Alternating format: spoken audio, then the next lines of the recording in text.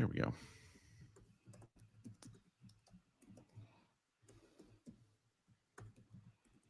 All right, buddy. We are live. Take it away. All right. Hail cheaters. Welcome to the Always Cheating Podcast. My name is Josh L. Here with Brandon K. Brandon K., how are you? Good. Yeah, life in the witness protection program is great. Now that they've blocked out the last 5 letters of my last name, you'll never find me. And yeah, once and as long as we never reveal that your middle name is Shane, no one will ever. Oh no, I just did it. Whoops. The witness protection plan. I'm not the only one where it's just an endless source of fascination.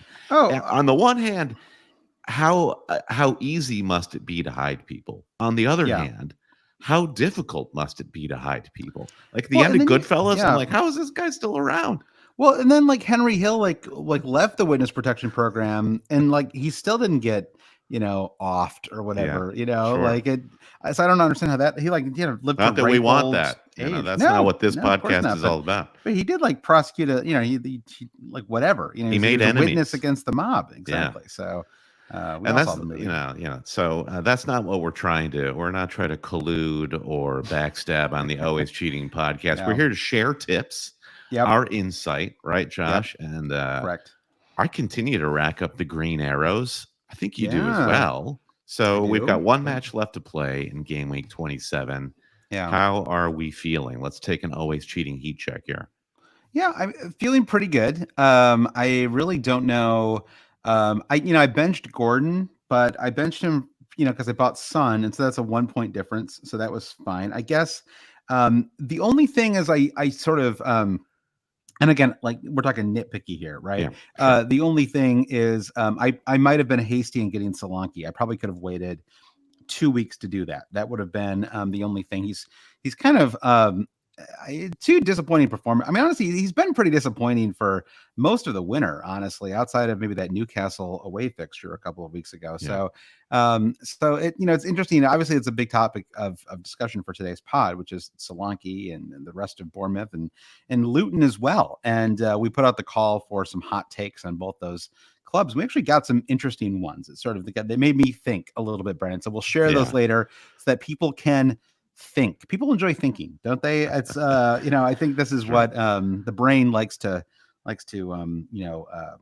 what's the word, work over a problem, the way you work over a piece of pretzel in the back of your I'm thinking of Who Wants to Be a Millionaire, like Regis Philbin's job, at least if you're watching the American broadcast. His whole job was to get the contestant to talk through it. Like if just the contestant sitting there stroking their chin, wondering if it's A, B, or C, or D, Regis is like, well, what are you thinking? Talk us through the process. So we're kind of, I'll be the Regis and you can maybe be the person who's trying to win $1 million. But neither the performance from Bournemouth nor Luton are going to fill us with a huge amount of faith going into this double. The Bournemouth-Burnley match was interesting insofar as, Burnley are really struggling in the Premier League. They had 75% of the possession, and that was partly by design on the part of Bournemouth. And Bournemouth did not. He had to get out of first or second or third. No, it was like a perfect counterattacking strat. It was like a David Moyes, like West Ham kind of like just 2 goals. I think they were both on the break, and they actually had a chance for another goal with Solanke kind of late in the match. I don't know. Maybe he should have scored. It's very similar to the Foden chance today before Foden got his brace, where he, sometimes there are certain times when a player is bearing down on the keeper, and you just kind of know because of the angle that they're taking that there's kind of it's just not going to happen. It's just sort of a feeling like they are not going to score on this. And that was basically how I felt, with Solanke. I was like, I just don't think he's going to score on this chance. And so, but looking at my squad, I'm on 69 points. Nice. and I've got Gabriel and Saka still to play. So I think you and I are actually in a zone right now where we have extremely similar teams. I think slight regret, of course, over benching Areola, and we all knew that he was going to have a pen save and make Sure. nine saves and 3 bonus points in that match. But you have to admit that it was on paper the correct decision, and even in hindsight, it Right. was the correct decision because West Ham conceded that penalty.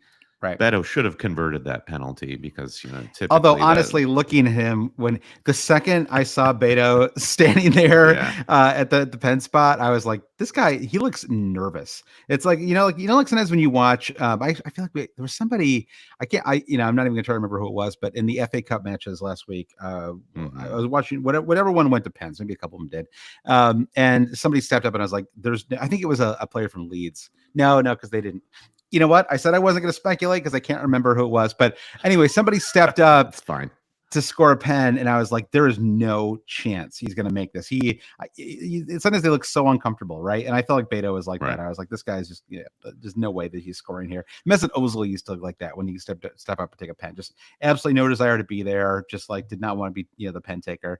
But anyway, so good, but very good returns. All in all, the Hwang to Son. Good transfer. Son could have had an even better match. He missed 2 really good chances, and he had at least 3 really strong chance created. I guess it was the 2 misses that kind of kept him out of the bonus points because I felt like he created a lot of chances in the match, and usually that's enough to snag a bonus. But Son finishes on 7. Foden with 15 today. Haaland gets the late goal to kind of semi-redeem him as a captain. I honestly think it's very likely that Saka outscores him now. And I don't know. I mean, do you feel like we got a little? Do you think in general that we should not be using cup competitions or maybe even like Champions League, anything like this? Should we be ignoring these when it comes to making decisions in FPL? Like the fact that he scored all of those goals at midweek, was that a harbinger of what we were going to see this weekend, or was it irrelevant and maybe a distracting data point for us? More distracting, I think, because what we saw against Manchester United was just a repeat of League Haaland that we've seen the last month, where he's missing gilt-edged chances and very crowded in the box. Like not getting a lot of space. I do defend the rationale for captaining Haaland otherwise this game week because of his historic returns in the Manchester derby. You could say the same as for Foden too, where I think between the two of them now they have 6 goals each in the last 4 meetings against Manchester United. So it's always a goal fest. The game played out a little differently than I had expected. Manchester United clearly took a lot of confidence from that early Rashford goal and sort of like buckled Johnny down. Evans, I thought had a really nice performance. He sort of, if they'd only brought him, they probably should have taken him off at halftime, right? Like because he played so well, but there was just no way he was going to keep that up for 90 minutes, right? And it was like it might have just been better to throw a fresh body in there right at halftime. But you see, I think Haaland has done this in the Champions League as well, like had a huge return, and it's slightly different, I suppose. And I don't know any other way to explain it. So yeah, I'm kind of with you, but either way we win with Saka because I think the majority of people on the upper echelon were also swayed by the cup competition and captain him. So let's see. I think in our sort of friends mini league, we get like a small percentage of Saka's points. It's not fully negative returns for us if he scores. I think it kind of depends. I feel like I'm seeing negative in most of my, like I know like in terms of effective ownership, which again, I one thing people really need to keep in mind too is that effective ownership really only matters if you're in the top 10K, like at least the effective ownership that most people are referring to, the live FPL version of it. In general, the effective, I mean, you can find different versions of it in different spots, but the kind of like quick and dirty EO that you see is the top 10K. So it may be that it doesn't hurt us that much, but I think the like total ownership of players in tomorrow's match is over 200%, right? Like, so if you own a player, you have 100% of that player. If you have 2, you have 200%, right? So only having two players in that match, you and I are probably at a slight disadvantage, to the point where we may not even want Arsenal to keep a clean sheet, which is just kind of a funny spot to be in. In general, I think it's hard, like I think it's not. I find it like just unsatisfying to watch matches like that, like sort of hoping that my player concedes. I mean, I think like on the one hand, it's just a totally like rational, like whatever's going to get me more points is what I should root for. But rooting for my goalkeeper to concede is just always a weird. Yeah, I mean, toss on the like being an Arsenal supporter as well, and it makes things even more complicated. But I do think long term, I want to be doubled up on this Arsenal defense. Like I think I have an extremely good chance of a clean sheet tomorrow, right? And I think that I'm jealous of people who still have two Arsenal defenders going into tomorrow's match.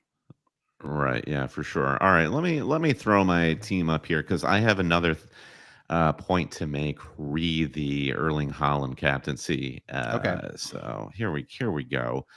Because there is another player who was talked about ever so briefly Mm-hmm.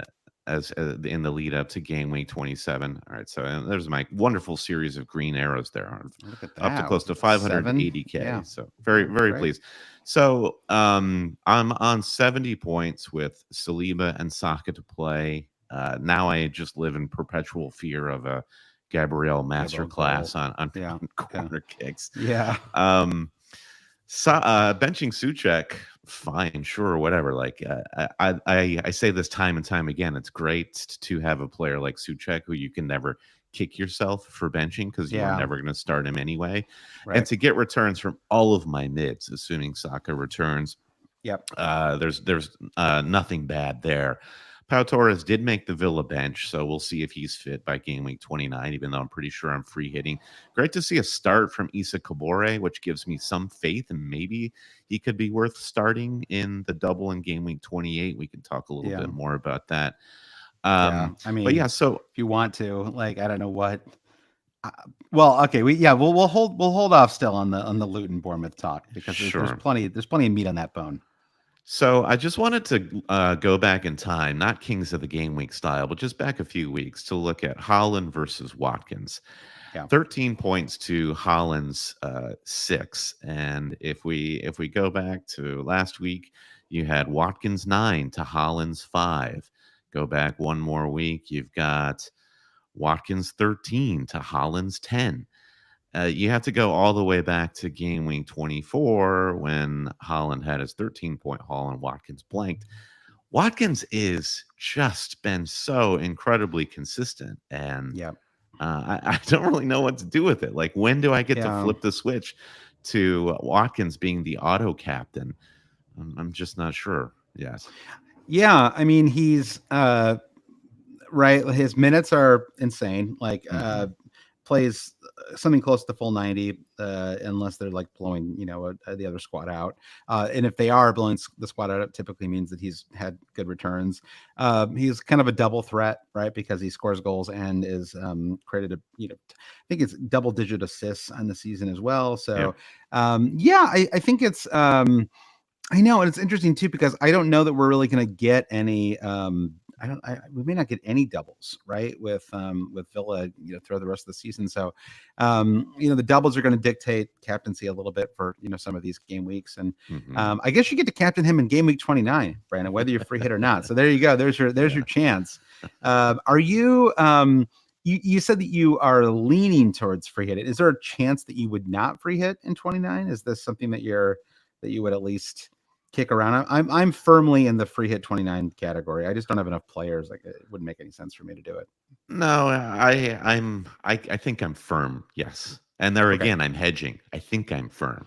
I'm like 85 to 90% certainly going to free hit. I guess I'm leaving that door open a crack because I don't have to close it just yet.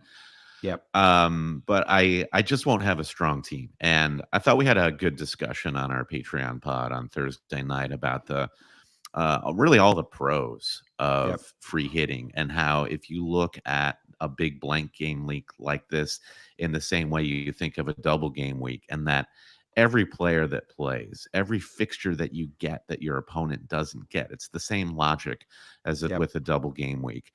and maybe the players and the fixtures don't appeal to you. But I still just don't believe that game week 29 is just going to be a bunch of 1-1 draws where all the goals are scored by 89th substitutes who you've never heard of before. That's just There will be points. So we'll see if we can get lucky. So yeah, I'm really kind of pleased at how I'm approaching the run in here. Hopefully, there's a path to the top 100K in the next couple of months. Yeah, I mean, I feel like at least just because of all of the arrows that you and I have, green arrows that we've had, we are now in the zone where we're just having a border, it's just a garden variety bad season, right?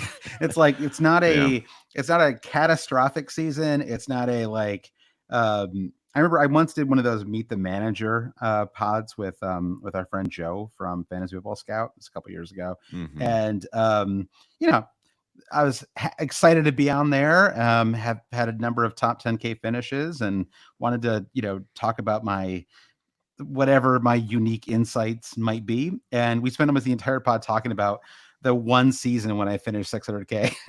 And so I have to think to myself, it's like the bad ones do stand out, right? And so, I want to instructive seasons, right? Are they? Maybe. It's hard to say. In some respect, not the good seasons are also instructive. It's all life. Is instructive, Josh. I would say in general, I am I have a front runner's mentality when it comes to fantasy, which is to say that if I am doing well, I am really good at doing even I become cold, rational, smart when I'm doing well.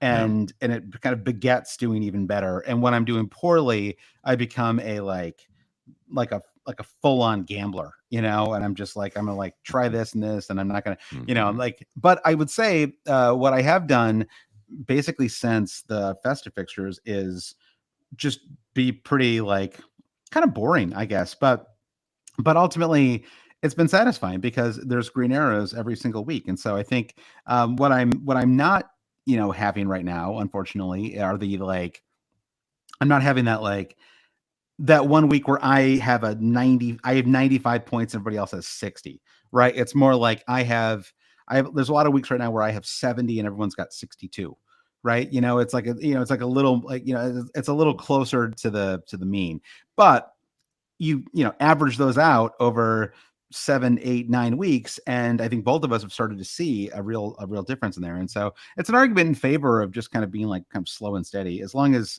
as long as your goal is not I will do everything I can to finish in the top 10K this year, and I'm willing to be in the top 4 million if that's what it takes, because I don't think either of us really are approaching the season that way. I don't want that kind of boomer bust approach. It just doesn't seem satisfying to me, because I know that if it blows up, I'm just going to be so unhappy about it that I just don't want to even go down that road. Yeah, it depends on how you or why you play the game. If it's really only fun, if you're taking those big swings, you and I think maybe are more realists in that sense. And I agree. Yeah, and it's interesting how we've been getting these green arrows, just kind of applying the general logic and not necessarily the synthesized stats-based logic that we're getting from the players, the managers who are actually doing extremely well this season are the ones who are really kind of exploiting those data tables.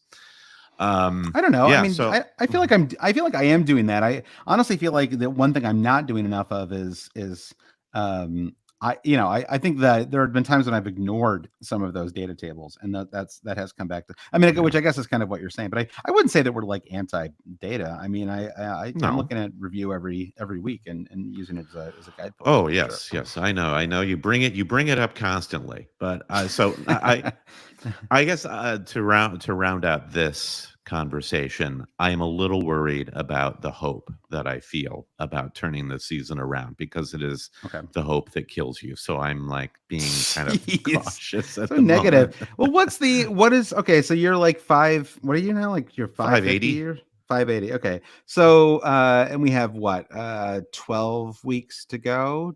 11 weeks, 28 to 38. So 11 weeks.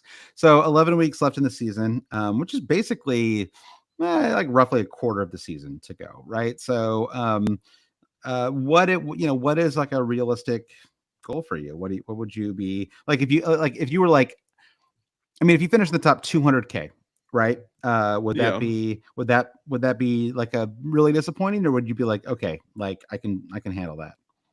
Well, at this point, I at this point, I still want to just hang on to the six-figure rank, Okay. because you see it happen where you have a great climb and then you fall back in one game week, Yeah. and my main chief goal is for that to not happen. I don't want to Yeah. slide back into the sub 1 million Yeah. OR, I but I do do get think that. Yeah, I do yeah, get that. top 250, top 250K, I think is probably the soft goal, and then top 100K is Yep. the stretch goal at this point. Yeah. I think that makes sense. I think I feel like I'm like maybe like 2 weeks ahead of you on this like trajectory, right? I'm like around 420K, I think now.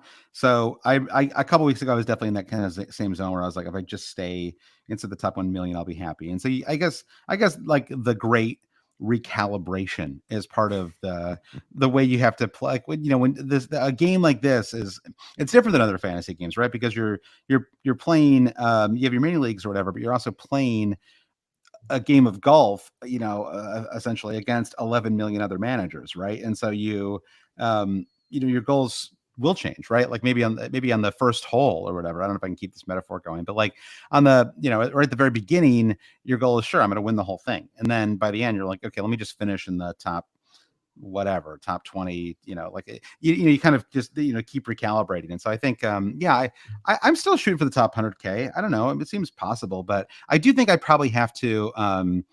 probably have to make a decision at some point. Maybe there's people listening who feel the same way. I have to make a decision at some point about how bold I want to be, right? Because if I just kind Mhm. of keep doing what I'm doing, which is good, sensible, kind of sort of solid, kind of in line with clean sheet expectations and bookies odds for goalkeeper scores, things like that, the right decision. Is that enough, or do I have to kind of take a big swing at some point? And I think that's a decision I'm still. Um, it's yeah. I mean, I guess it's sort of like I'm not ready to make that decision yet because I'm not even close enough for it would make a huge difference. Sure. It's like I want to still kind of get a little bit closer. And then if I'm 160K going into game week 38, then yes, like maybe that is the week to really be bold, right? Because the difference Mhm. between 99K or 300K, I mean, the difference between 160 and 300 doesn't feel like a lot to me, but if I could crack the top 100K, that would feel like a real big accomplishment. And so that might be the time to like be real bold, maybe the last couple weeks of the season. Sure. Kind of feel like you had the high ground to for the moment, and just hold it. I Yeah. looked at a lot of people, not a lot, but there were some people wild carding going into game week 27 with a certain strategy in mind, and I'm like, are you giving up the high ground right now? Right. And I think you find yourself wild carding in a moment like this because you feel like you've already Yeah. lost it, but Well, let's, there you go. I've taken your yeah, golf metaphor and turned it into a West Point war. military Yeah, strategy. I like it. I like it. Sun Tzu and the art of FPL. I watched Yeah. Napoleon last night on my iPad, and What'd you think? uh, pretty boring. I was disappointed. I wanted to like it. I like was not I went into it, I saw it in the theater, and I like went into it like with like kind of I wanted to enjoy it, and I felt the same Yeah. way. It was a I little bit wondered if I was disappointing. bored because Joaquin Phoenix seemed super bored. He was Yeah. acting in that movie like I check my email, Yeah, basically. it's like that movie I'm Not There or whatever that he did, right? Remember that one where Was he he was like, like the killer for hire? yeah, or something, yeah, something like that. All right, well, that is Gaming 27. So we have one more match tomorrow. We'll see what happens in that one. See if there's any serious drama. But we have a double game week coming up. It's kind of an unusual one, and a slightly unexpected one, right? Because this is Bournemouth and Luton play their it's a brand new fixture, but it is effectively the third time they'll play them this year because they played a match. Was it in January? I think it may have been it was either December or January when they played, and there was Mhm. an incident. Who was the player? Do you remember who picked up Yeah, the heart? Locklear.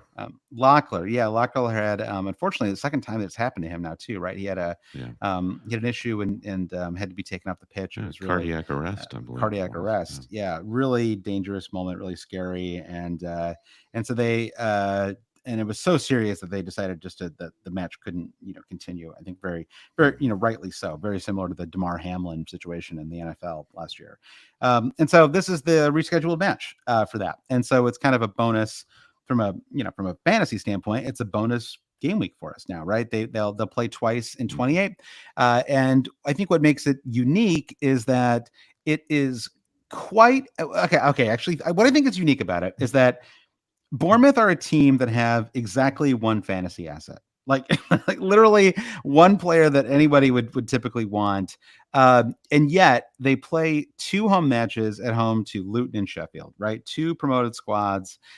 Luton have proven they can score, but it is a dead certainty that they can concede, right? And so Luton concede goals, Sheffield United absolutely concede goals. So, there's an expectation that if you bring in some Bournemouth players, there is a reasonable chance that you will get some kind of return, right? Whether that's an attacking return or clean sheets or whatever. But it is quite difficult, I think, to determine exactly who you want from. And we can, we'll leave Luton just aside for a second, right? But it's difficult to determine who you'd want from Bournemouth. And the defense is like a patchwork situation. It just got worse, right? Because Sinisi, who was kind of the pop, you talked about him on last week. You were big up on him. Yeah, I think you actually said that injury or not, you'd be bringing him in for 28. And so he's now injured and you're bringing him in. You still have that signed piece of paper that I filled out live on the newspaper. Yeah, you took it an ad in the Irish Times claiming that so it was so Sinisi goes down with an injury, and so we are now in the zone where the decision is basically which player that you could not pick out of a lineup are you going to bring in as your second Bournemouth player if you bring them in, or do you just fade them entirely, or do you just go for a Luton player, right? Not Matt Doherty. What is Doty's first name? Alfie. Yeah, Alfie Doughty. Alien life form Doughty. Alien life form Doughty. Let's just call him Elf from now on. All right. So Elf, 100%. Yeah. Elf picked up from the planet Melmac. From the planet Melmac, exactly. Hates cat. What did he hate? Does he want to eat cat? Does he hate cats or want to eat them? I can't remember. It's both. Yeah. I think it's a real like love hate situation. So Alf picks up an assist and a bonus point in a 2-3 loss, right? And so this is the script with Alf, because he is you sort of look back, he has got an assist in a 1-1 draw with Burnley in gameweek 21, picked up 9 points in a 2-3 loss to Chelsea, 7 points in a 3-2 win over Sheffield, 9 points in a 1-0 win over Newcastle. So conceding goals is not a necessarily a determining factor in whether Doughty is a good buy. It's basically, can he get attacker, and it's because he's really advanced on the left wing, right? He's really and you can see it in these matches, right? I don't know how much of the Villa match you watched yesterday, but he's very involved, right? I watched the whole thing, all 90 minutes. Wow, well done. To the point where he got his own. Yeah, he got his own return there, and it was an. The Villa defense is a whole other conversation. It's a weird match. Very weird match. So you have a situation though where I think there's some opportunities here. We talked about being template or being a little boring or whatever. There are some like opportunities here with this double, right? There are Dominic Solanke is the one player that I think you and I could very confidently recommend. There was a bit of a knee worry, but he ended up playing, I think, 89 minutes in today's match. So should be fine. Looked okay, like good enough that you kind of have to captain him. Not so good that, and a spoiler alert, because there's a question about this later, but I don't think I would triple captain him if I still have my triple captainship. I don't quite feel good enough about him. So, but I think when you look through the squad for Bournemouth and for Luton, there are a lot of unique players. Like you could, if we just want to start with Bournemouth, Brandon, I think that there are. I thought the match today was interesting because you kind of saw the two kind of midfield assets that that maybe makes sense in Tavernier and Kluivert, right? They're both super affordable, right? Tavernier is a right wing. Kluivert sort of plays as like a kind of number 10. And I mean, Kluivert's 4.6 million, so he's incredibly affordable. And he's not necessarily like an X minutes king. That's the one kind of concern with him, right? He's like not even necessarily like an absolute locked-in starter. Tavernier probably a little bit safer. I thought he like had a pretty good match. He had some chances. I don't know, like yeah. I Tavernier kind of came on my radar around the festive fixtures, right around the same time that Alf came to my mind, because and I think Tavernier plays more on the left, and Semenyo, who I think we should also You're right. talk about. I'm getting my left and right mixed up there. Yes. But Tavernier's skill for Bournemouth is his delivery, much like Doughty's, and I think that's where he shines, less in the goal scoring capacity, and he's on some set pieces. But Semenyo, I thought, had the standout performance for Bournemouth against Burnley. So suddenly he becomes nice an interest. Yeah, and he's. I wish he was classified as a midfielder. Right, that's the one concern with him is that it's he's listed as a forward. So the question is, would you be willing, because he's got 2 goals and 3, would you be willing to bring him in instead of Solanke?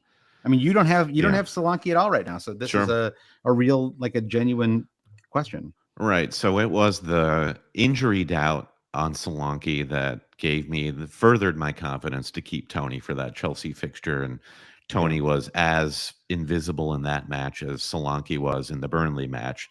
So total wash there. Yep. So yeah, there is that decision. If you are dead set on bringing Solanke in, Semenyo offers you that opportunity. But I just go back to shrewd fantasy manager mode of it's just better with Solanke. He has penalties, and he will be more consistent. I don't know if this was like a cup match for Semenyo, a la Haaland scoring 5 against Luton Town. Where can I draw any conclusions about Semenyo as a fantasy asset? That seems kind of crazy to me. If I were say wild carding into this game week, that's kind of an interesting tactic to get Solanke and Semenyo. Yeah, it's an interesting. We're in an interesting spot because it's really. I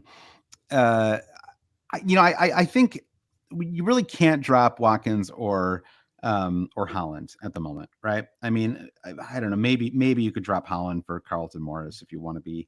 If you want to really go for it over the next couple of weeks, maybe you don't want to. Maybe you're not free hitting in 29, right? So you just want to kind of go for it over the next 2 weeks. Like I do, yeah. I mean, like Haaland will get 0 points in 29 and plays away to Liverpool in 28, right? Whereas Carlton Morris plays home. Actually, no. Are either of his matches home in 28? Let me see. Luton are away in both matches. They're away to Palace and they're away to Bournemouth. So anyway, but Morris over 2 plus 29. Like, yeah, I do think he'll outscore 3 versus 1, right? When 1 being about as tough a match as you're going to have for Haaland. I do think that that Morris is if you want to go for it, it's worth it, right? It's just I don't know. I don't really want to. I don't like it's. I'm not. I don't know. I mean, I'm a little concerned about the. Do we see Adebayo come? Like, is he like how? Yeah. So now he's. I feel like he's shifted into unknown return date with the hamstring injury. You never want unknown return date, Brandon. You want at least like a tentative window of return, right? You need a plan. Yeah, so Morris is probably safe, and he's honestly like started to put together. My voice is cracked there because I'm so excited about Carlton Morris, but he has secretly put together, or quietly put together, I should say, like a pretty decent season, right? 8 goals and 6 assists across 27 matches. Looked great against Villa, I'll tell you, on Saturday. Yeah, that puts him in line for something like a 12 goal, 8 assist season, something like that, which I think Hmm. is really quite good for for a 5 million, forward on a promoted team. Hmm. So I think our friend Brian Clark in the YouTube chat points us toward defensive options, and with Sinisi out, I like Neto feels like the only pick that I'd be super comfortable with on Yeah. Bournemouth. It's like there are no goalkeepers that we generally covet, so why not Neto? He played very well against Burnley. Yep. He's kind of like a keeper you'd be fine having for the rest of the season if you'd already played your wild card, etc. So I Yeah. think that's a great thing. Yeah, I mean, if you want to, like, I think I'm done. Like, I may never spend a transfer on a goalkeeper again, like as long as I Hmm. play FPL, because um, it was like I have never done it, and then the like this season was one of the first times I ever had to do it, and I guess it even then I didn't have to do it, but I felt like I should do it, and it's cost me like 25 points on the season, right? So I almost to me it's like you got to like just like go with the girl that brought you or whatever, like Hmm. or the Hmm. boy that brought you, right? Like if you're going to the dance, it's like Yeah. I'm stuck with Dubravka and Areola until I wild card, and that's just I don't even know. I might just keep them. I have no idea. I have no read on keepers at this point. I have no idea. They all seem bad and like in There's an different incredible ways. Like number yeah, of band-aid goalkeepers this season, right? I couldn't even tell yeah, you the name of the guy who's yeah, playing at Forest right now. You've got Kelleher at Liverpool, Dubravka at Newcastle. yeah. It's like But I'd be so much better off Johnstone is if finally back yeah, at Palace. if I had just never bought Dubravka, never wasted the transfer in Dubravka, and literally just kept starting Areola, right? Uh-huh. Like Yeah. every time I benched him, he's picked up like a double digit return. Like it's there's really no it doesn't feel like you can logic your way into great goalkeeper transfers. Like there's no, I mean, look at Ederson, right? Mhm. Ederson, he had an absolutely amazing tackle in today's match, right? Like I mean, to me, he is like, I think very, I mean, I don't know, Allison maybe has an argument, but I think he's like clearly the best keeper in the Premier League, like an absolutely Whew, I wonderful. would disagree with that Do you? entirely. Yes, Who very do you much think is so. the best keeper in the Premier League? Allison by a mile. Okay. Yeah. Yeah. Yeah. Maybe I just like ding him a little bit because he seems like he can't stay healthy. But like, there's a sort of I just some of Ederson, like his physicality and the way he comes out and his aggression, and I like his style. But even him, like even he can't. He's also a great shot stopper, of course. But I think he's I mean, man's okay on the shot stop. I mean, I just don't think his reactions are anywhere close to somebody like Allison. yeah, yeah. All right. So what is he second for you? I'm just going through my Rolodex of other goalkeepers. I mean, even Vicario at Emmy Spurs, I Martinez. think Yeah, that's Vicario good. is Yeah, Vicario, Martinez. Yeah, I'd yeah. put both of those guys ahead Vicario's of Ederson, fantastic. honestly. Yeah. Yeah. All right. Well, let's anyway. The point is it's really hard to make a good goalkeeper transfer. Do you want to hear Brandon some hot takes? I put out the call Yeah, I some do. Bournemouth and Luton hot. There's some questions thrown in here as well, but we'll also just do some hot takes and we can weigh in as we so please. Okay. Yep. So Bournemouth Luton hot takes, and here we go. Brian asks, triple captain Solanke, bold or stupid? I think to me it's somewhere in between. I Yeah, think or both, maybe. Yeah. it's not bold nor is it stupid. Uh-huh. It feels like kind of like the chalk move right now. Just Eh, if you look at the yeah. fixtures and you mentioned Yeah. the fixture for Holland against Liverpool, and Yep. beside that, should we even be considering Holland as an automatic cap?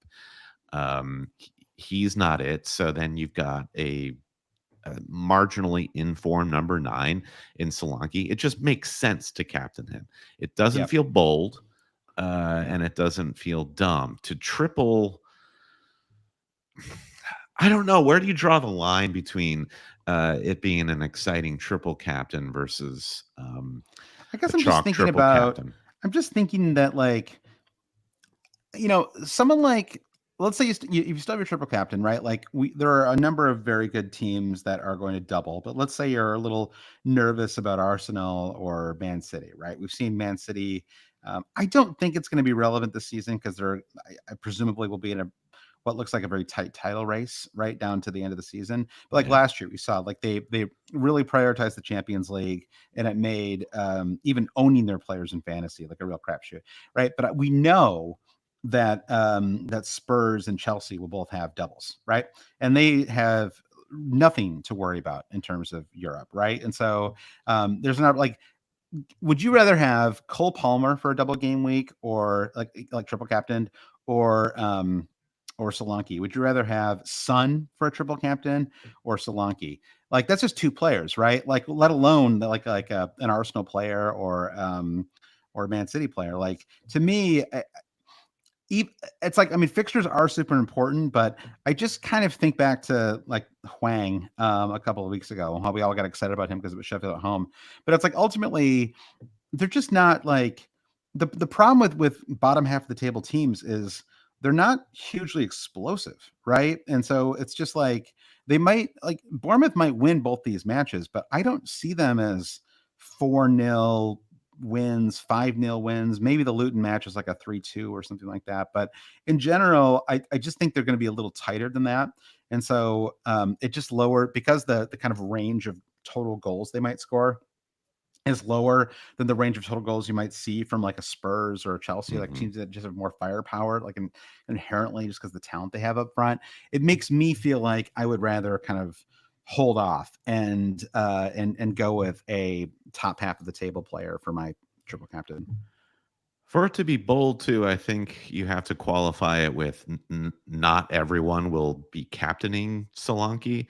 Everyone is going to be captaining him, whether they're playing the triple cap chip or not. Yeah. So that doesn't feel super bold. And like maybe your gains will be not as great as you kind of want them to be.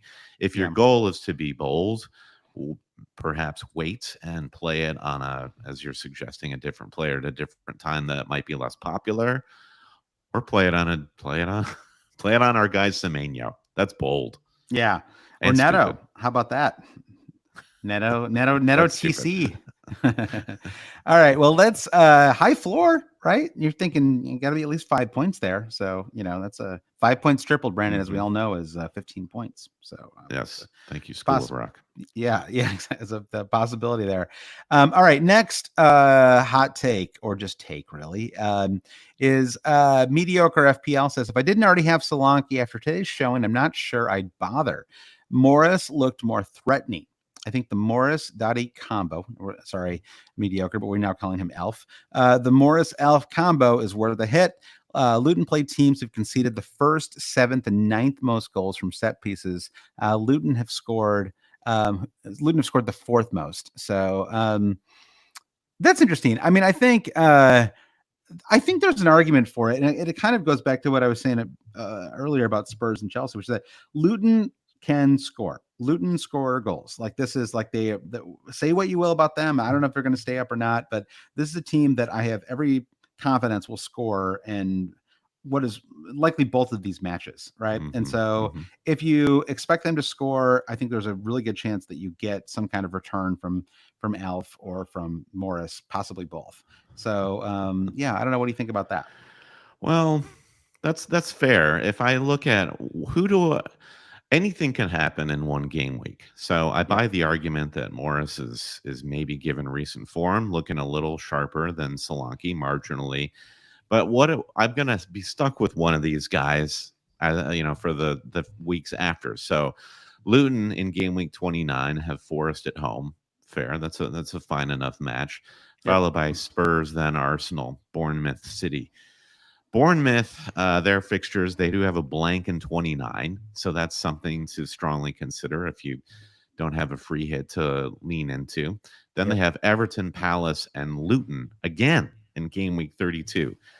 So if you are free hitting in game week 29, I feel like the fixtures for Solanke just remain good and look slightly better than Morris's in the main. So that points me still towards Solanke. And I think Solanke, so long as he's fit, he's just a better player than Carlton Morris. And I want to put my money in that corner. Yeah. I mean, For sure. I think it's really more about, I think, midfielders and defenders, right? Because I think I just think, again, like there are only so many forward spots. And well, why don't you pull up? Let me can I see your team for 28, Brendan? I'm curious Sure. what Yeah. your how things are looking for you in general. Yeah. No worries. Yeah. I'm going to pull up my team right here. Here we go. So you've got one doubler right now, Mr. Hmm. Issa Kabore, and Okay, I'm going to your boy. plan on Yep. benching Nathan Ake and Pau Torres, Hmm. my bench defenders, because you gotta believe that Liverpool are going to score Yep. against City Yeah, and I've Suchek, got of Ake course. benched myself. Yep.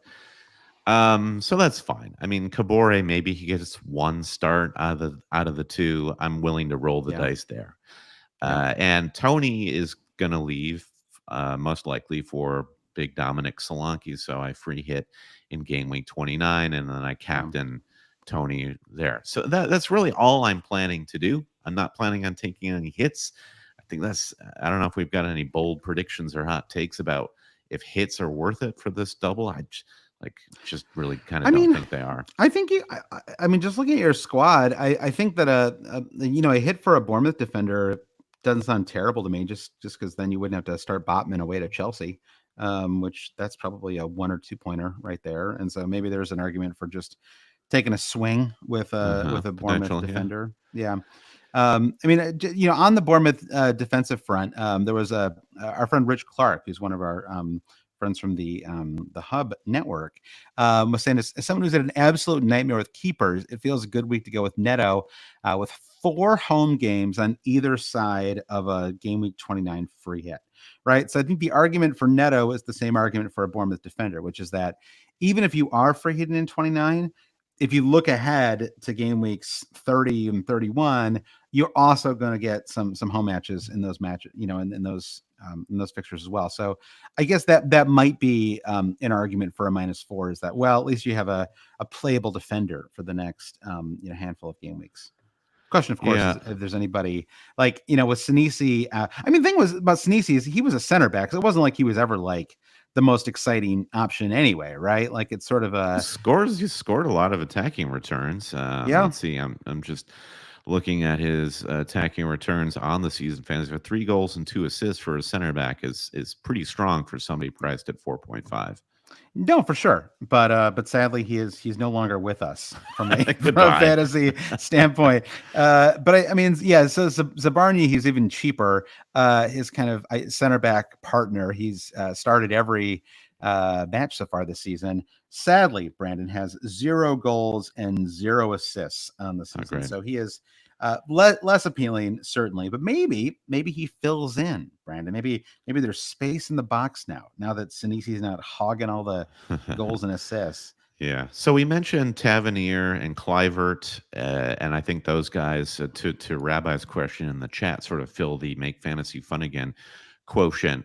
Yep. Interesting comment from Mark Nash, though, who wants to know why haven't we mentioned Ross Barkley's name yet? What do you Right. have against Ross Barkley, Josh? Ross Barclay.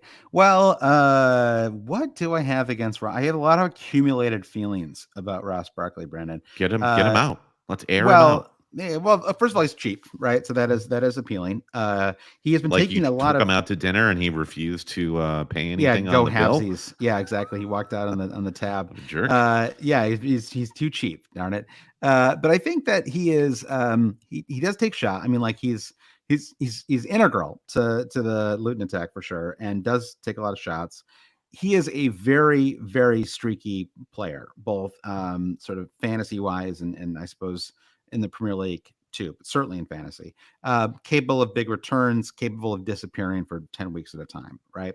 This is, Hmm. I mean, we still see this. I mean, I mean, you and I have been doing this long enough that I mean, I still remember when he was the kind of Everton golden boy, right? Like Sure. Yeah. way back when. Then he went to, was at Chelsea for a while, right? Sure. Is that right? Yeah. Yeah. Yeah. And so, yeah, he's found his level or whatever, but like I like, it doesn't feel worthwhile to me. And I don't know, you and I are in very similar squads right now. And I think that we're barring any like injury news this week. I really don't know that I have a great like I don't know if it, and I suspect a lot of people listening are kind of in the same boat where I don't really know where I'd even kind of go with with a midfield or forward transfer. Like I'm sort of I mean, looking at my team for Gameweek28, it's I mean, basically the only spot that would like really make sense would be a defender spot. And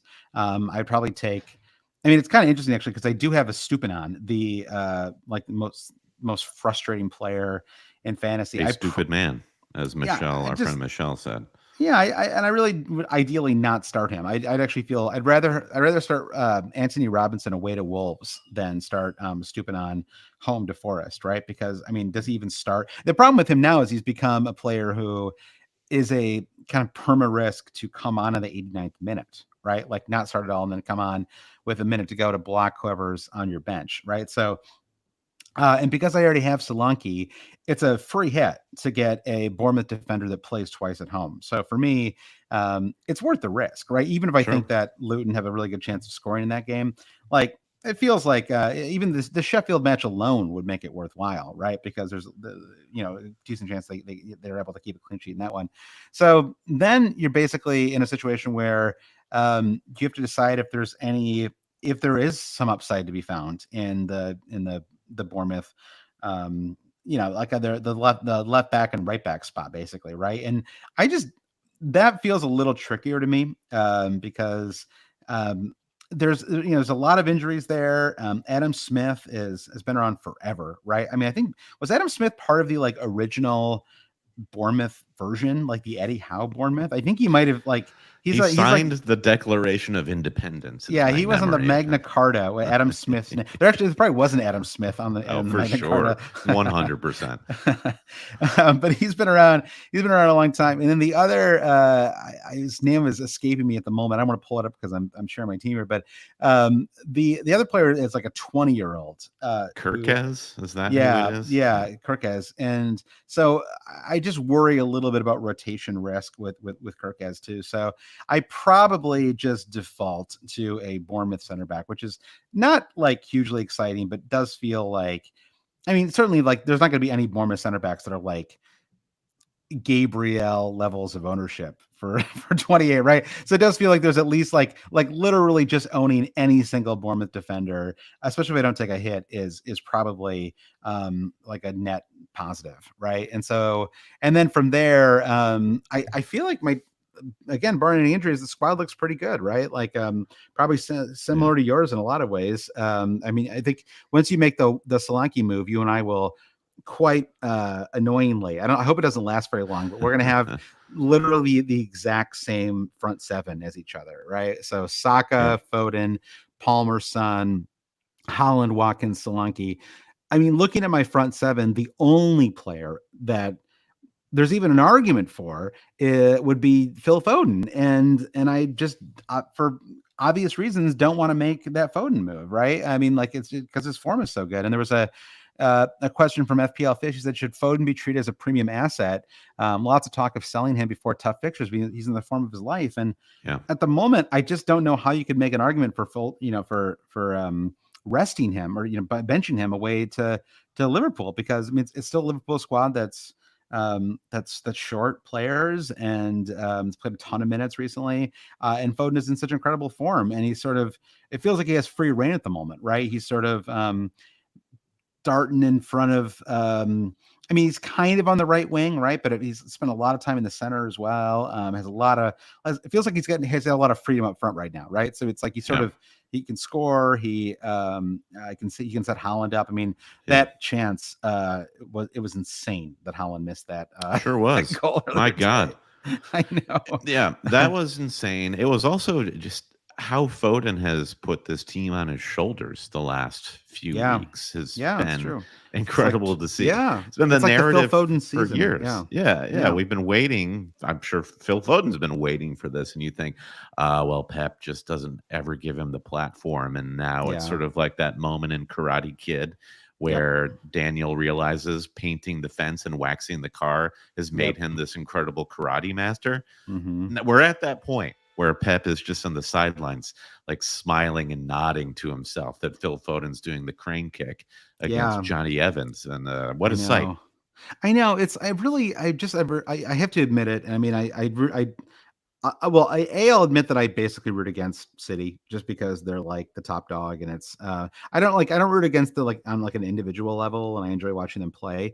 But I sort of root against them just because it's Yeah. like rooting against Bayern Munich, right? It's like I admire Bayern Munich, but I don't want them to win another Bundesliga Well, title, you'll right? get It's your wish yeah. this season, buddy. It looks like it. Yeah, 10-point lead now. I mean, oh my god. And then I mean, it's gonna be kind of crazy. Like if this works out that Klopp is able to engineer this like miracle run out, and then they get Xabi Alonso, who basically did what Klopp did at Dortmund, Uh-huh. right? Which is like Yeah. finally upend Bayern Munich. Like it's like it'll work out so perfectly for them. Like like it'd be crazy how well that would work out. Like it'd Yeah. be like a dream. And Xabi Alonso looks like the real deal, right? Which is really fun. I mean, but anyway, the point is that even though I sort of root against Man City, I really do. It's just like I just love like I really have a lot of admiration for Pep and what he like the way he like just cranks out. And like I feel like Cole Palmer is like another example of this, where it's just like him leaving and then being so good at Chelsea is like another example of how good Jeez. Pep is, The right? Where only it's just player with like, a brain on that Chelsea yeah, team. It's incredible. exactly. Even like John Stones today, right? And like his like Yeah. positioning and the way he was getting to the box and stuff, it was crazy. Like, so anyway, I don't need to do a go on about Man City. Everybody knows how good they are, but yeah. So Foden to me is kind of undroppable, and certainly the idea that I would take a -4 to I don't know turn like Anthony Gordon into Sinisi or whatever, or not Mhm. Sinisi, Samano or whatever, or Doherty. Or I'm like, I keep talking about now. I'm talking about defenders and forwards here, It's but right, fine. like You don't need to commit a any of these Luton, player names to yeah, memory. a Luton or Bournemouth midfielder, right? The idea that I would drop one of these players for a hit to bring in one of the, I Yeah. don't see the appeal outside of them playing twice, right? And so, Yeah. bringing a defender for free, love it. Like, like Yeah. there's almost no, One the clean only, sheet from yeah, that pick, and it's golden yeah, for you. Totally. exactly. You're looking at a 7, 8 pointer, and that's phenomenal. The only consideration would be I could also move Lascelles and double up on two Bournemouth defenders, which would be I guess I'd probably get Smith as well in that case. Not something I'm seriously planning at the moment, but would be something that I would consider. And then I guess I would bench Robinson, and I probably would turn Lascelles and a Stupinan into two in that case. A Stupinan has to go, right? Like I mean, Brighton just Yeah. cannot be trusted, And obviously. yeah, the drubbing from Fulham 3-0 just reinforces De Zerbi's hatred What of what is Estupinan. what is the deal with Munez? Like, where did he come from? I maybe I should know this already, but like, he just like all of a sudden He's been the third choice. Fulham signed him. I can't remember. I think it was the third. It was when they came up. He was just signed as a backup guy. He's Brazilian. He was just kind of came on as a, I might be misremembering that. Anyway, he scored his Mhm. first Premier League goal like a month ago. You remember he Yeah, like broke into tears on the I pitch, do. and he's Yeah, just been like on fire ever since. And for him so to good. take this opportunity with Jimenez being injured and poor Amanda Broja, who Yeah, comes over from Chelsea thinking this is going to be his time to shine. yeah, You yeah, haven't seen this guy. yep. It's there's been a lot of good fortune at Fulham. It's kind of the reverse of Brighton, where you have players like Adama Traore coming back from fitness and suddenly just being remarkable. And I think you've got like somebody like Marco Silva at Fulham feels like he's playing a little bit more organically into the club and the players, where De Zerbi, I don't know, is that guy trying to do too much at Brighton at the moment? It, I don't know. It's like I'm still a believer in him for sure, and I think he's like and he's done amazing in Europe, and they have had a lot of injuries, and I know that's like no whatever. Everyone's had a lot of injuries this season, but I think they've losing both of your wings. I think the weird thing is that I don't understand the situation with his forwards and the crazy rotations and stuff. I don't know that that's like really helping the squad. I mean, Brighton supporters probably have stronger opinions about this, but I don't. And also maybe it's because I listen to Second Captains. They're always banging on about what's his name? Evan Ferguson. Yeah, Evan Ferguson. Yeah, but he does look good every time he's out there. I don't know, but like it hasn't quite worked out yet for him. Yeah. All right. What you want to hear? A couple more hot takes on Bournemouth and Luton players? All right. So let's see here. What do we have left? We have two. James Murray Wood says, I like this one. He said, when posed at double game weeks, I think it's a useful tip here, Brian. When posed at double game weeks, I ask myself, would I even consider bringing in this player in a normal game week? So I've already got Solanke and Doughty. Anyone else is approaching overkill in my view. I was tempted a few weeks ago by a Bournemouth winger, but inconsistent minutes were a worry. So I think that is a good question. I actually think it's a question that we talked about a little bit with the defenders before, which is if the question was, I have no good defenders for game week 28, and or I have a real defender hole that I need to fill. Why don't I get a Bournemouth defender for the Sheffield United match at home? Like, right? If you just saw that as just the one match for this weekend, the answer would be good move, right? Like good, logical. They're cheap. Doesn't upset your balance or your distribution of funds at all. Go for it. So I think that you can answer that question, I think, very positively with defenders. I think even with the Luton, even with Doughty, I think you could probably answer that positively, right? Which is like just out of two matches, is there because it's a lot different than like they're double in 26, right? There's a much better chance of them of them getting some kind of return, even if it was just from the Palace match, right? Like some kind of return in the 2 weeks. So I think you can answer it pretty positively there. I think when it comes to the midfielders for Luton and Bournemouth, it's a little harder to answer that question, right? Because I don't know about you, but I would really never consider a Luton midfielder outside of this double. Well, yeah, part of it is would you want one in any game week, and part of it is who are you getting rid of, regardless of double. And there are so many great midfield options right now. We're just like loaded up. Just look at the guys we're starting: Palmer, Foden, Saka, Son, and you could name many more in addition to that. And to bump one of those guys to take a flyer on Bournemouth and Luton it feels like it feels a little too eager, which is why I agree with you on defense. It's a decent enough ceiling for a small amount of investment, and we don't need to be there. We don't need to be loaded up on fantasy defensive options because there aren't very many right now. It's where I'd love to do the most tinkering. I think this is where there's a question from FPL Rabbi about, and we talked about this a little bit at the top of the pod about going against Haaland. It says going against Haaland and for game weeks 28 to 31 if you're up for it. And he says I am. So that is another thing. Where it's like if it wasn't a double, would you bring in Carlton Morris for Erling Haaland? And the answer is, of course you would not, right? And so I think that is and now granted, yes, if you're not free hitting 29, maybe there's an argument for it. I don't know. I mean, Solanke doesn't play in 29 either, right? So you could just make the move then and just hold Haaland for 28, right? So I don't know. I just don't love it because I wouldn't. I mean Haaland just doesn't. I mean, like he played like honestly like a pretty bad match today, right? And he still walked away with 6 points, right? Like a bad match for Haaland is a 6-pointer.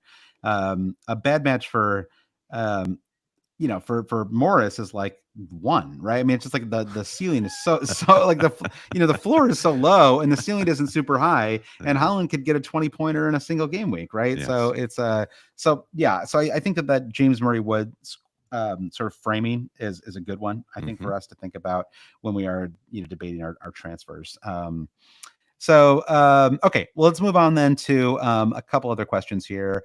I guess another question. Basically, there are more questions about Solanke and more worries. Yuri and DeGraff said, I think Semiano is a better captain than Solanke. Lone Wolf, AK-17, said, out of form, Solanke really worth taking out a confident Darwin from a historically high-scoring match. So suddenly, that's when we know that Solanke is. Some people are worried about him, Brandon. If you're considering holding Darwin, which great, amazing game-winning goal. Full credit to him. But I mean, Darwin coming back from an injury and about to play Man City, like sure, like he could get a an attack in return, but I think I guess okay, let's look at this a different way. Let's say there's like some injuries this week, right? Let's say like some major player gets injured, some midfielder or something like that. Like suddenly we're in a zone where it's like Solanke, clear transfer, great captain pick this week. Is he worth the -4?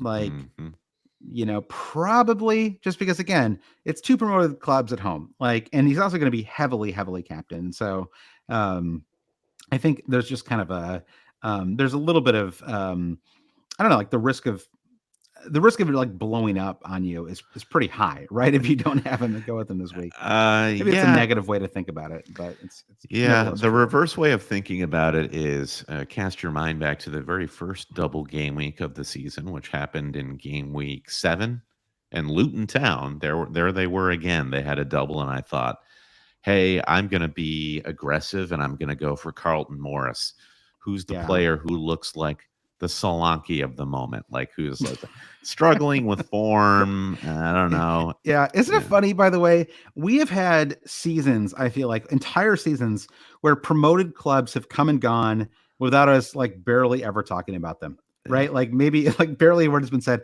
We talk about Luton for about 15 minutes on every single pod. This is like 25, 30 pods in a row where Luton basically have their own section. Like there's so much Luton talk on every pod. It's incredible. Yep, it's too much. But yeah, I brought in Carlton Morris. He got 9 points, and Ollie Watkins with 1 fixture got 23.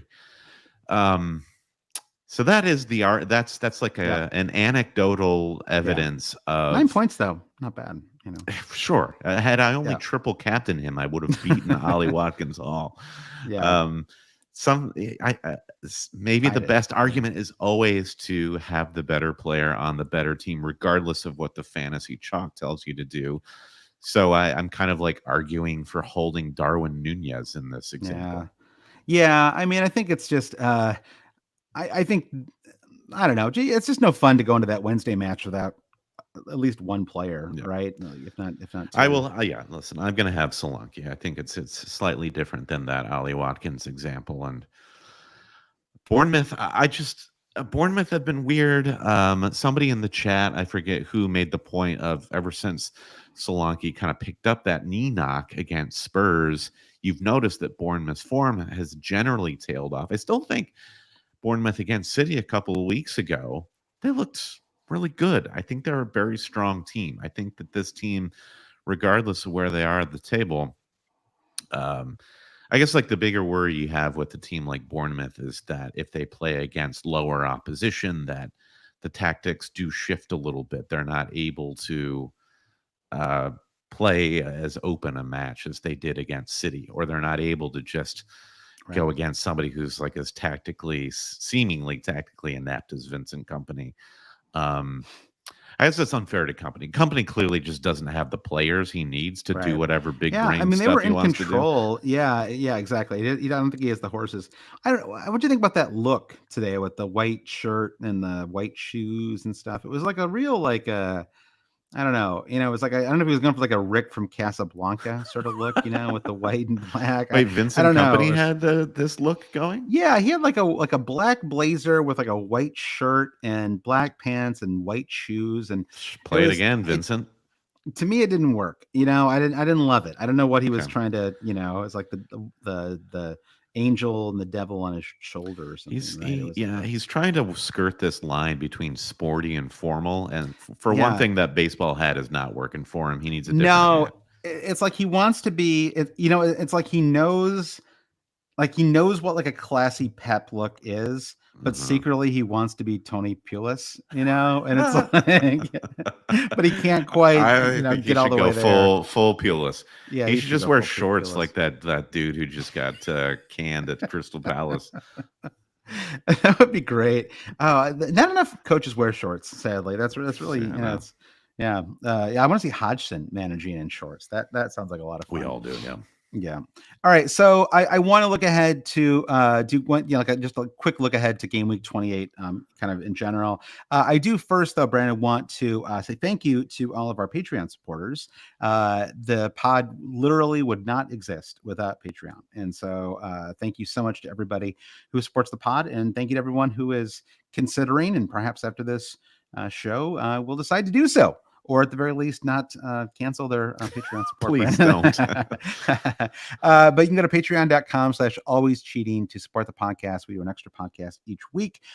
We have a Discord where people can come in and talk strategy and do planned meetups in their community. And we have I feel like we just constantly have games running, right? We have our second chance league is going. Yeah. You and I are nice kind of top third of the table, doing all right, not quite contenders yet, but we're hanging around. So we'll see what happens. The winner of that will get a free non-Premier League kit courtesy of me and you. So and we're also going to buy one for ourselves. So we'll take a photo so you can pick any kit you want. Twins. Yeah, exactly. The stipulation was it cannot be a Premier League kit because we want to get outside that box a little bit. I want to see like some weird Danish kit or something like that. So and I think for me, if I win, Brent, I think I'm going to go with that Meow Wolf kit, the Santa Fe Meow Wolf kit. Great. I'm into it. So patreon.com/always cheating is where you can go to support the podcast. And just I always like to note this as we get closer to the end of the season, that if you are concerned, well, it's kind of late in the season, we do pause our pause Patreon in June when we're not recording pods. We take a break. So when we're not creating content for Patreon supporters, we don't charge Patreon. We're like Ross and Rachel, and Friends. We go on a break. Yeah, we were on a break. So anyway, all right. So that's that. So patreon.com/always cheats where you can go. Thank you to everyone who supports the pod. So game week 28 though kicks off. Obviously, we talked a lot about the double. The big news though is that 11. Okay, again, Brandon, what is going on with the schedule and why is there no consistency? I don't, Brandon, I don't talk about this very often, but in my real life job, I am a marketing director for a company here in North America. We'll just keep it nice and vague. Consistency is key. And somehow these times, why were the matches at 8 and 10:30 today, like the Eastern time? Next week, we have Sunday matches at 9 a.m., 2 at 10, and 1 at 11:45. As far as I know, they have never started a match at 11:45. In England, it's all because like the local firefighter has to open like a pump, or the horse-drawn buggy carrying the mail has to get through at a certain time of day. So the cops with their billy clubs can't show up until 15 minutes later.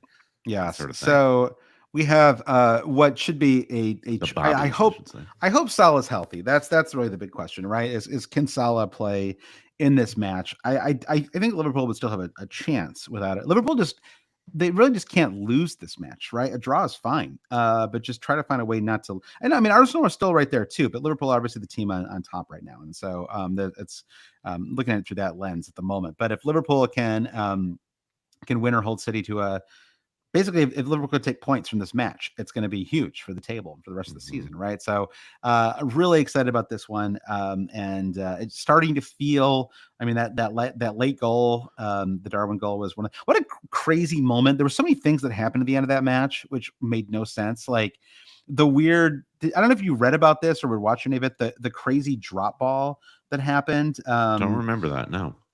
So late in the match, I don't need to get into all the details, but late in the match, there was a situation where I think it was one of the Liverpool defenders basically had, a head injury. Right. Okay. I'm not saying that nobody has ever had a head injury. I see you doing your funny square quotes there. Well, we all know now that if somebody kicks you on the ankle, you clutch your head and fall to the ground. Right. This is what everybody.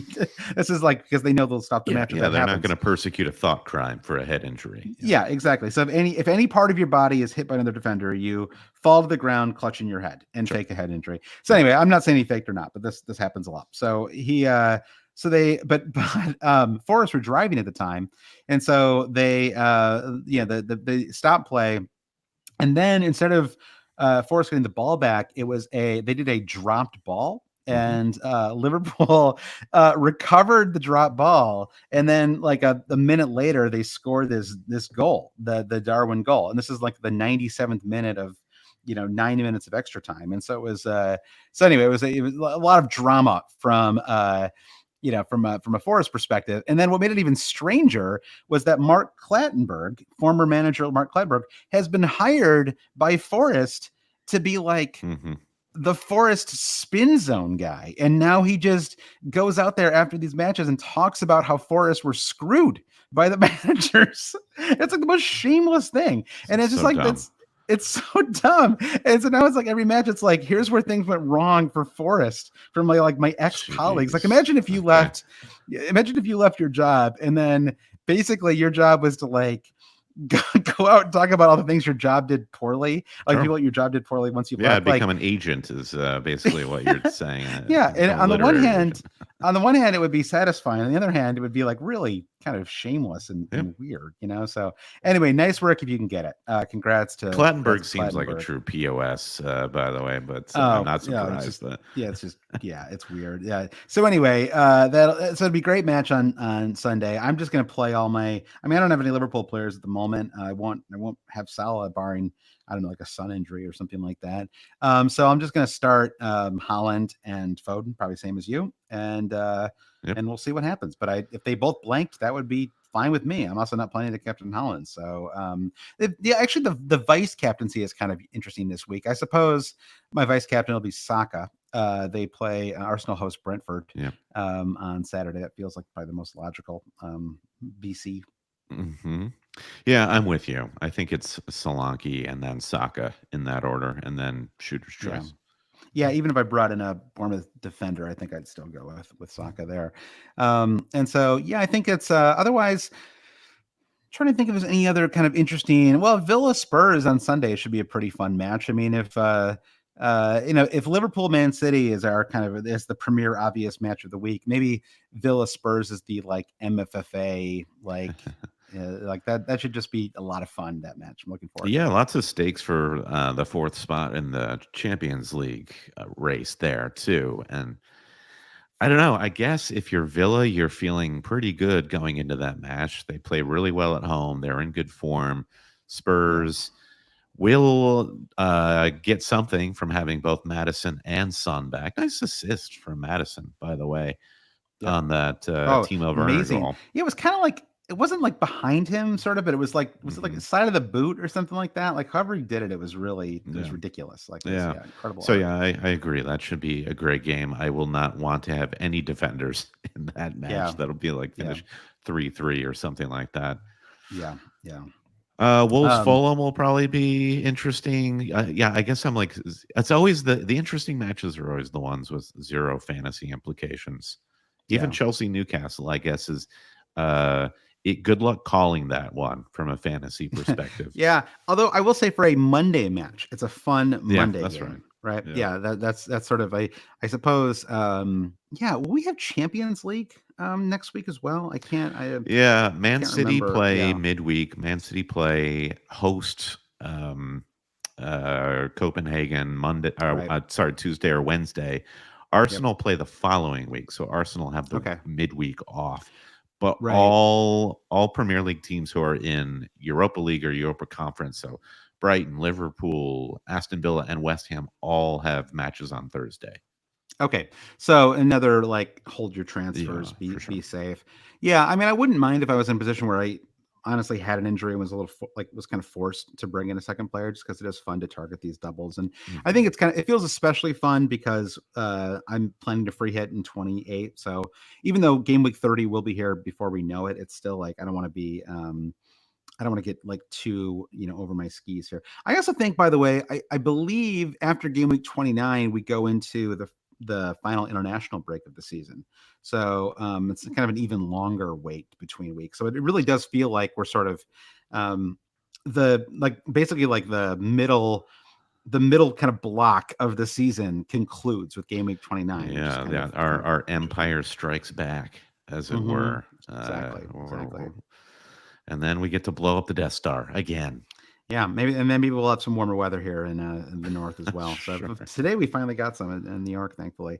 All right, well, I think that's it. Do we have like our MFFA like dog of the week brought to you by the hit movie Strays, Brandon? Is there anyone come to Oh mind for yeah, you? let's see. Let's just consider who the XGI award goes to. If I'm looking Mm-hmm. at the fixtures, Yeah, who's oh, got that X dog in him?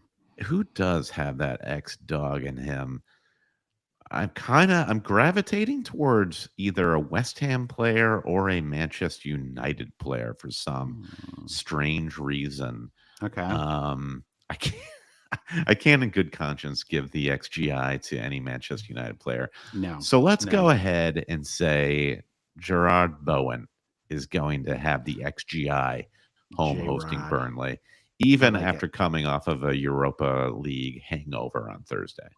Okay, and I'm gonna go with Frankie's son, my new favorite player in the Premier League. Hmm. I think Mooney's gets a goal away to Great. Wolves and keeps that run going, and then we all get to bring him in on a free hit in game week 29, which I think will also be a lot of fun. Mooney's will almost certainly be one of my one of my three forwards in 29. Awesome.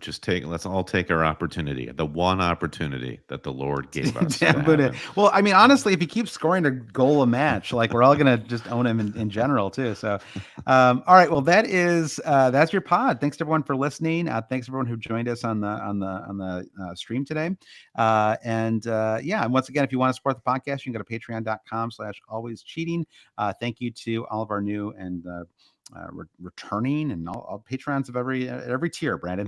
Hmm. Do you want to thank our producer patrons? Sure. Big shout out to producers Mike DePietro, Trevor Ingerson, a buddy Chris Howell, Babas Kuhn, James Holland, Dave Wegner, Lodall, Nick Wright, Lazarus Janos, Jesse Halstead, Bruce Kerr, Brian Chin, Blair Jacobson, Todd Byerly, Andy Portlock at FPL Merch, Carrie Swanson, Jefferson Turner, Buffalo Wild Mings, Francis Moore, Sam Shower, Caleb Robbie, Volker Paulson Kruger, Alex Holcomb, James Keatley, The Saint, Bob Fox, Craig Jackson, Shalin F. Kadakia, Terrence O'Donnell, Heath Cram, Thomas Tislov, Noah and Louise, Travis Grant, Linus Vennerstrom, Dan Parsons, James C., Matthew Skinner, Fred Jacobson, Brennan, Daniel Hart, Lolly, Ben Coombs, Eric Kite, Gareth H., Rune Sandberg, and Brian Clark. Rate, review, subscribe wherever you get your podcasts. And of course, you can always watch us back on YouTube, see our teams, see our faces.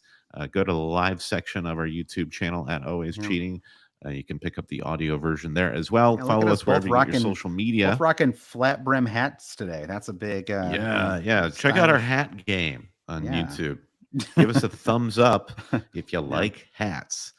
That's great. Yeah, Hey, loving you like us hats? doing the YouTube Yep. lives here now too. So check us out.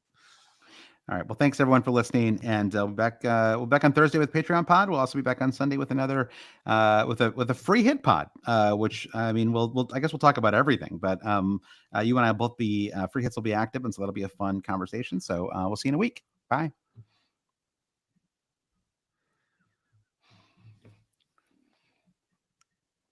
Okay. Done. Oh.